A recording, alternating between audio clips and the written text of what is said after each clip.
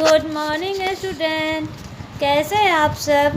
बेटा मैं बुलबुल मैडम अब आपको चौथी कक्षा में हिंदी पढ़ाऊंगी। ठीक है। हमारे हिंदी पुस्तक का नाम रिमझिम है, जिसका पहला पाठ है मन के भोले भाले बादल।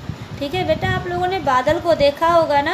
अभी आप जो है अभी तो आप घर में ही हैं, तो आकाश में आप बादल को देखना। दिन में बेटा दिखाई देते हैं, ठीक है ना। और जब थोड़े से जिस दिन बादल वाले दिन होते हैं उस दिन देखना कि बादल जो होते हैं हमारे कई आकार के दिखाई देते हैं। कभी क्या दिखता है हमें, कोई घोड़ा दौड़ रहा है, कभी क्या लगता है कोई चिड़िया जा रही है। अनेक अनेक आकार में आपको बादल दिखाई देगा, जो कि देखने में बहुत ही सुंदर लगता है। ठीक है, इसी आधार पर हमारी यह कविता है, जिसे हम लोग साथ साथ पढ़ेंगे। क्या है, झब्बर झब्बर बालों बाले, गुब्बारे से गालों बाले, लगे दौड़ने आसमान में, झूम झूम कर काले बादल। इसको गीत के जैसे कैसे गाएंगे, झब्बर झब्बर बालों बाले, गुब्बारे से गालों बाले, लगे दौड़ने आसमान में, झूम झूम कर काले बादल। क्या है आगे, कुछ जोकर से तोंद फुलाए, कुछ हाथी से सूर उठाए, कुछ ऊँटों से कुबड़ वाले, कुछ परियों के पंख लगाए, आपस में टकराते रह शेरों से मत वाले बादल। कुछ तो लगते हैं तूफानी, कुछ रह रह करते शैतानी, कुछ अपने थैलों से चुपके झर झर झर बरसाते पानी। नहीं किसी की सुनते कुछ भी, ढोलक ढोल बजाते बादल। झब्बर झब्बर बालों बाले, गुब्बारे से गालों बाले, रह रह कर छत पर आ जाते, फिर चुपके ऊपर उड़ जाते।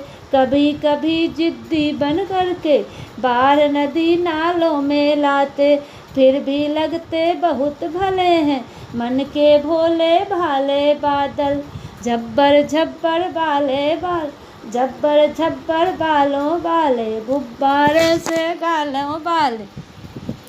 ठीक है, अब इस कविता का मैं अर्थ के साथ आपको बताती हूँ कि हमारा जो पहला पैराग्राफ है कविता का, क्या लिखा है, झब्बर झब्बर बालों बाले, गुब्बारों से गालों बाले।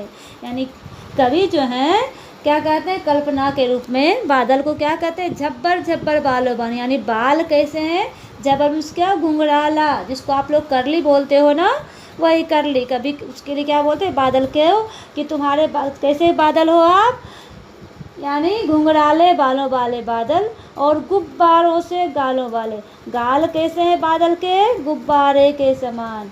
आगे क्या बोलते हैं, लगे दौड़ने आसमान में, और उसी में यानी ऐसे घुंघराले बालों के साथ और काले गुब्बारे जैसे गालों के साथ कभी कहते हैं लगे दौड़ने आसमान में।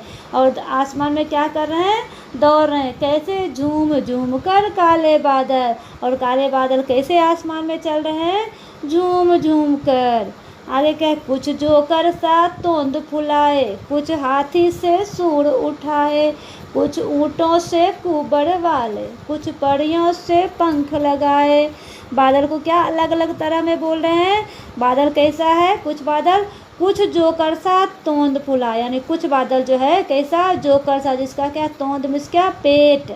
कैसा है बादल, जोकर सा अपना पेट फुलाया हुआ है। कुछ हाथी सा सूर उठाए, कुछ बादल के टुकड़े कैसे दिख रहे हैं, जैसे हाथी का कोई सूर हो, जो कि हाथी सूर को उठा रखा हो।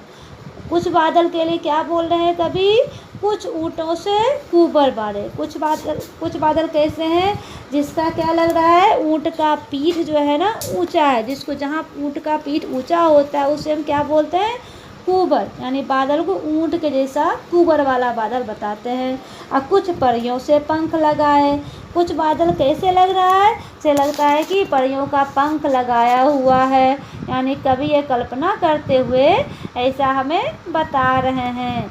आगे क्या, आपस में टकराते रह शेरों से मत वाले बादल।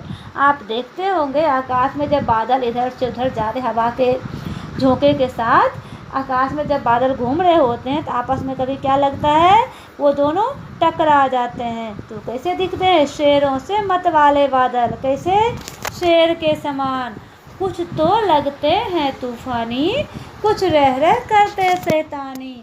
कुछ कैसे लगते हैं बादल, यानी तूफानी, यानी लगता है बहुत बड़ा डरावना सा। कुछ रह रह करते शैतानी, कुछ बादल क्या लगता है, कुछ बादल रह रह के क्या कर देते हैं, शैतानी कर देते हैं। कैसे, कुछ अपने थैलों से चुपके झरझर झर बरसाते पानी।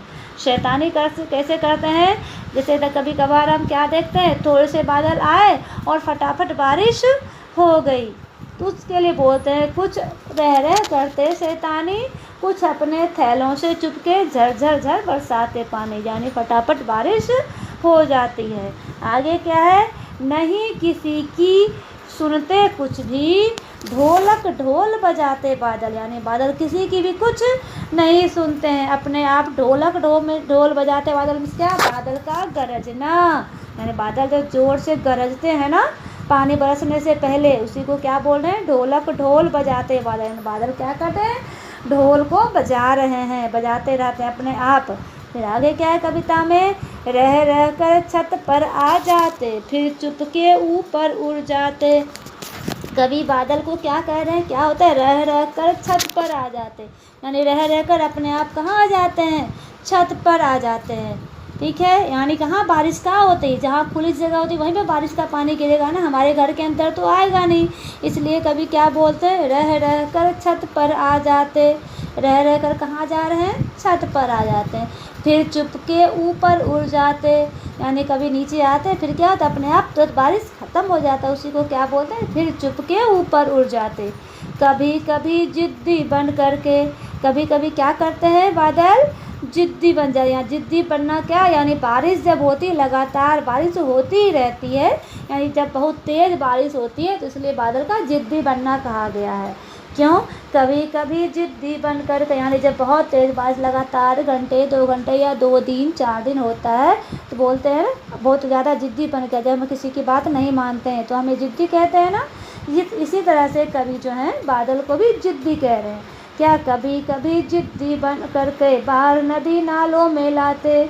जब अधिक वर्षा होती है तो क्या होता है, नदियों में नालियों में क्या हो जाते हैं, पानी भर जाता है, जैसे हमारे सड़कों पे पानी भर जाता है ना, इसी तरह से बोलते हैं क्या हो जाता है, इसे पानी बाहर किसमें जाते हैं, नदी और नालियों में ले आते हैं। तो यहाँ पर कभी किसे, बादल को जिद्दी कहते हैं।